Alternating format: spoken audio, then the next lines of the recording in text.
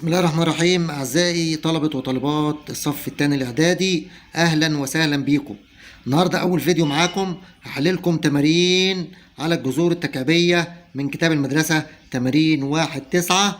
تعالوا معايا كده نبص مع بعض ونشوف أول مسألة. أول مسألة بتقول لي ضع في أبسط صورة الجذور الآتية. أول حاجة جذر تكعيبي 54. جذر تكعيبي 54 دي تعمل فيها إيه؟ قال لي يا أستاذ تحللها العددين، واحد فيهم يخرج من تحت الجذر والتاني يستنى. طب ال 54 تحلل كام؟ 27 في 2. اشمعنى 27 في 2 يا أستاذ؟ عشان 27 تخرج بكام؟ ب3. جذرها التكعيبي 3 وتسيب جوه كام؟ جذر التكعيبي للاتنين. يبقى ابسط صوره للجذر 54 هو كام؟ هو 3 جذر تكعيبي 2. واحده بيقول لي جذر التكعيبي لسالب 1000. طب اعمل فيها يا استاذ؟ قال لي حاضر. في سالب تحت الجذر التكعيبي ولا لا؟ يخرج بره. طب ال1000 جذره التكعيبي كام؟ يعني ايه العدد اللي اتضرب في نفسه 3 مرات يدي 1000؟ هو ال10. يبقى الجذر التكعيبي سالب 1000 كام؟ سالب 10.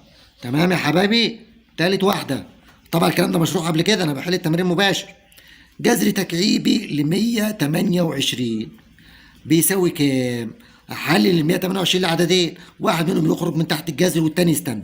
دائما وابدا اللي هيستنى يا حبايبي هيكون يا اما 2 يا اما 3 يا اما 5، عدد بسيط مش كبير. ال 128 دي 64 في 2. طب ال 64 دي حلوه يا استاذ ولا وحشه؟ لا ده جميله. ليه؟ عشان جذرها التكعيب 4 ويبقى تحت الجذر كام؟ 2. يبقى الناتج النهائي بتاع الجذر التكعيبي 28 هو 4 جذر تكعيبي 2. نروح بقى لرقم 4. رقم 4 بيقول لي جذر تكعيبي ل 2216 سالب 216. سالب 216 دي تطلع ازاي؟ الجذر التكعيبي اللي فيه سالب ولا مفيش؟ فيه سالب، يخرج بره. وال 216 ديت جذرها التكعيبي 6. المسألة اللي بعدها بتقول لي جذر تكعيبي ل 1715.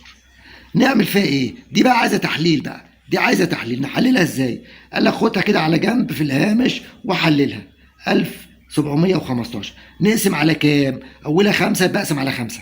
طالما اولها 5 اقسم على 5. 17 على 5 فالكام؟ فال3. 3 في 5 ب 15 اتبقى 2، حطها هنا يبقى 21. 21 على 5 فال4. 4 في 5 ب 20 اتبقى 1. 15 على 5 فال3. طلعت 343 في كام؟ في 5. يعني الجذر 1715 دي لو حللتها هتطلع 343 في 5. طب ال 343 دي جذرها كام التكعيبي؟ جذرها التكعيبي 7.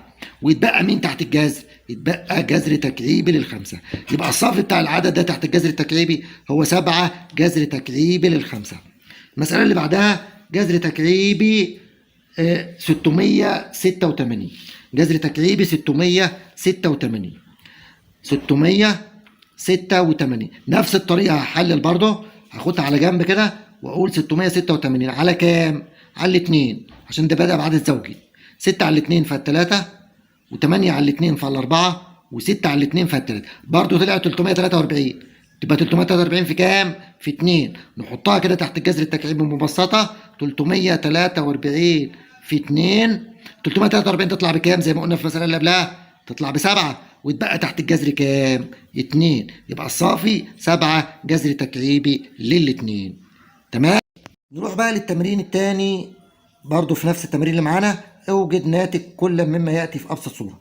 أول واحدة بيقول لي جذر تكعيبي 125 ناقص جذر تكعيبي 24. نعمل فايد يا حبايبي. الجذر التكعيبي 125 دي منتهية، جذرها 5. خلاص منتهية. ال5 في نفسها 3 مرات ب 125، مش محتاجة تحليل دي. طب وال24 ملهاش جذر تكعيبي، امال انا بعمل فيها يا استاذ؟ قال لي حللها العددين. مين كام في كام؟ 8 في 3. 8 في 3 بكام؟ ها؟ ب 24. طب ال8 حلوه ولا وحشه؟ ايوه تخرج ب2. واحد كان يقول يا استاذ ما كنا نحللها 4 في 6. اقول له 4 في 6 نعمل بيها ايه؟ ولا ال4 لا جذر تكعيبي ولا ال6 لا جذر تكعيبي. واحد تاني يقول له كنا نحللها 12 في 2. اقول له برده ما تنفعنيش، ولا ال12 لا جذر تكعيبي ولا ال2 لا جذر تكعيبي. يبقى لازم احلل لعددين واحد فيهم يخرج من تحت الجذر. 5 تنزل، ال8 تخرج بكام؟ ب2 ويتبقى تحت الجذر كام؟ تحت الجذر تكعيبي 3. طيب كده انتهت على كده ليه؟ ومحدش بقى يقول لي 5 ناقص 2 تساوي 3، لان الخمسه دي حد مختلف تماما عن 2 جذر تكعيبي 3، يبقى استنى المساله زي ما هي كده. 5 ناقص 2 جذر تكعيبي 3. طيب اللي بعدها جذر تكعيبي 250 ناقص جذر تكعيبي 128. يلا نحلل. ال 250 دي هتبقى كام؟ 125 في 2 تحت الجذر التكعيبي، وال 128 اللي كنا عاملينها من شويه كانت معانا 64 في 2. لاحظ ان ده هيسيب 2 وده هيسيب 2، هتبقى حدود متشابهه. ال 125 تخرج بكام؟ ب5 وتسيب تحت الجذر كام؟ 2. وال 64 تخرج بكام؟ ب4 وتسيب تحت الجذر 2. يبقى دي 5 جذر 2 ودي 4 جذر 2 بس بالسالب.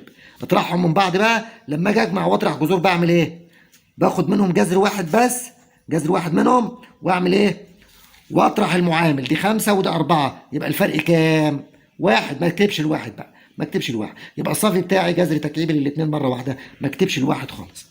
اللي بعدها بيقول لي جذر التكعيبي ل2 على 5، الجذر التكعيبي ل2 على 5، جذر تكعيبي 2 على 5 معايا يا حبايبي، في الجذر التكعيبي ل4 على 25، في الجذر التكعيبي ل4 على 25. الضرب بقى يا جماعه في الجذور مسموح بيه، الضرب والقسمه في الجذور مسموح بيها حتى لو كانت مختلفه. خد جذر واحد بس منهم واضرب في بعض، البسط في البسط والمقام في المقام. 2 في كام؟ في 4 ب8. طب و5 في 25 ب125. جميله قوي. ال8 تخرج من تحت جذر التكعيبي بكام؟ ب2. وال125 تخرج بكام؟ ب5. يبقى الناتج 2 على 5. 2 على 5. نروح لمساله ثانيه.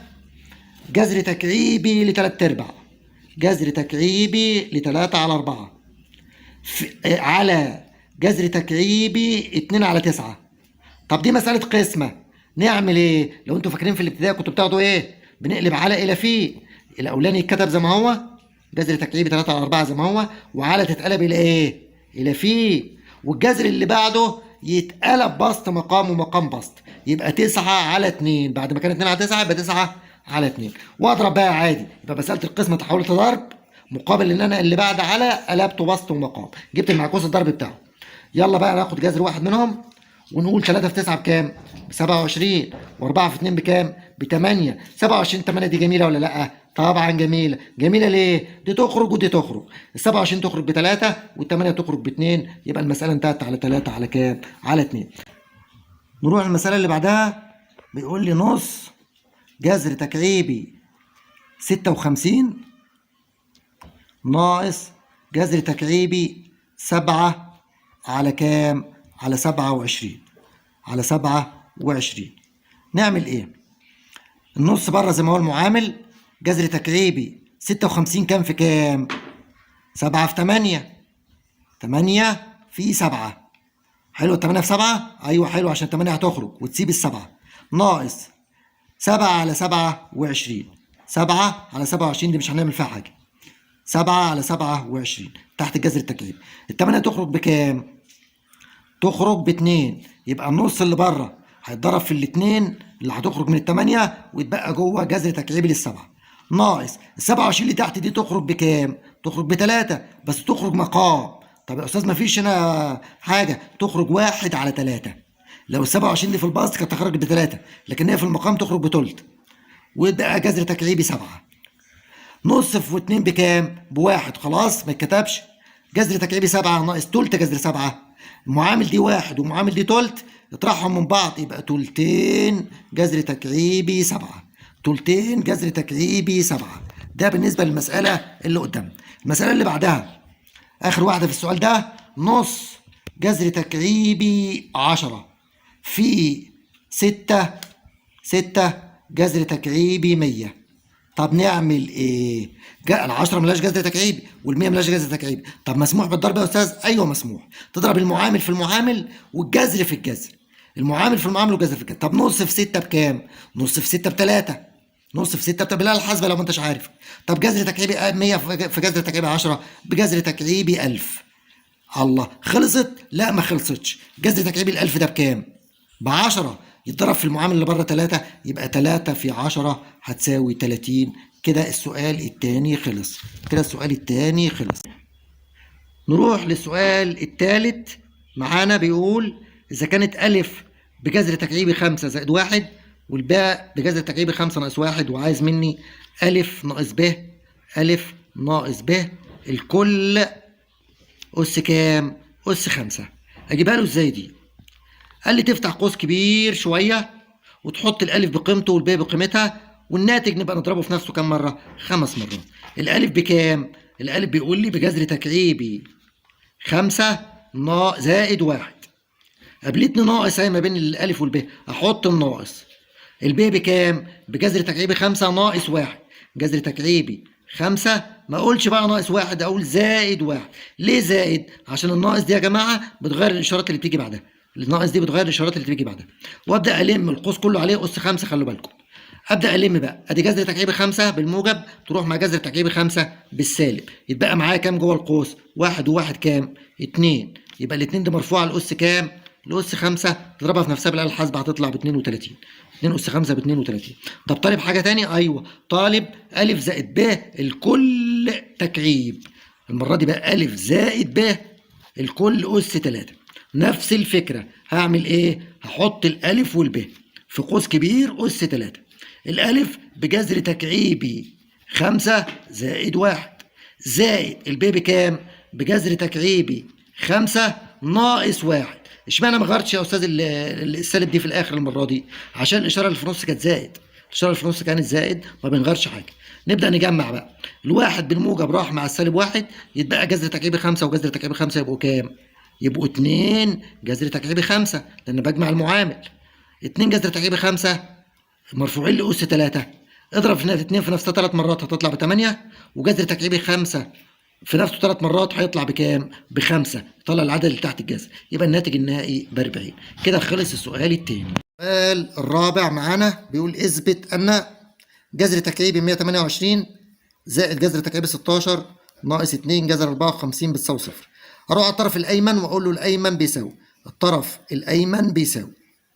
طبعا الايسر بيساوي 0، لازم اشتغل في الايمن واصفيهم ويطلعوا له ب0. جذر 128 بكام؟ جذر 128 دي بكام؟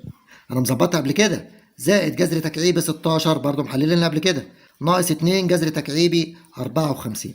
جذر تكعيبي 128 ده 64 في 2، ال 64 تخرج ب 4، يتبقى جذر تكعيبي جوه للاثنين. وال 16 دي 8 في 2، ال 8 تخرج ب 2، يبقى 2 جذر تكعيبي 2. وال 54 27 في 2، 27 تخرج بكام؟ ب 3. 3 تضرب في الاثنين اللي بره تخليها سالب 6 جذر تكعيبي 2. كلها جذر تكعيبي 2 حدود متشابهه. 4 موجب و2 موجب اهم يبقوا كام؟ 6. ودي سالب 6، يبقى 6 جذر تكعيبي 2 ناقص 6 جذر تكعيبي 2 تحطهم مع بعض، دول معكوس جمع لبعض، يبقى الناتج بصفر. يبقى انا ثبت له ان المساله دي بكام؟ بصفر زي ما هو عاوز. المساله الثانيه بتقول معايا كده يا حبايبي جذر تكعيبي 54 برضو معروفه بكام؟ هقول لكم دلوقتي اهي. بجذر تكعيبي 27 في 2 عشان ما ننساش. في جذر تكعيبي 16. جذر تكعيبي 16 اللي هي بكام؟ اللي هي ب2 جذر 2 عشان التمانية تطلع بره ويتبقى جوه 2. في لا دي على كام بقى؟ جذر تكعيبي 4 في 6 ب6 جذر تكعيبي 4. سيبها زي ما هي كده. نصفي دول كده مع بعض. جذر تكعيبي 27 يخرج ب3، يبقى 3 جذر تكعيبي 2 في 2 جذر تكعيبي 2. وعلى نقلبها إلى في، ونقلب دي تبقى 1 على كام؟ على 6 جذر تكعيبي 4. يبقى علامة على بتتقلب إلى في، واللي بعد على بيجيب له المعكوس الضربي، يعني بقلبه. لو هو بسط ومقام بقلبه. طب هي أنا ما كانش لها مقام، خليت لها أنا بسط 1 ونزلت ده في المقام. 3 في 2 بكام؟ ب6 جذر تكعيبي كام؟ 4. العدد المعامل والضرب في المعامل. 3 في 2 بكام؟ ب6. طب جذر تكعيبي 2 في جذر تكعيبي 2 بجذر تكعيبي 4. طب في كام؟ في 1 على 6 جذر تكعيبي 4. تروح 6 جذر تكعيبي 4 مع 6 جذر تكعيبي 4 يطلع الناتج ب1، وهو فعلا بيقول لي اثبت انها بتساوي 1. ده كان السؤال الرابع حبايبي. بكده أعزائي المتابعين من طلبة سنة تانية إعدادي نكتفي بهذا القدر من الفيديو، وهكمل بقية التمارين بإذن الله في فيديو قادم مع بعض بإذن الله. تابعوني واشتركوا في القناة وفعل زر الجرس عشان يصلك كل جديد، واكتبوا لي في التعليقات محتاجين تحلوا أنهي تمارين في أنهي صفحة، وأنا أنزل لكم فيديوهات بيها بإذن الله موضحة توضيح كامل. شكرا والسلام عليكم ورحمة الله وبركاته.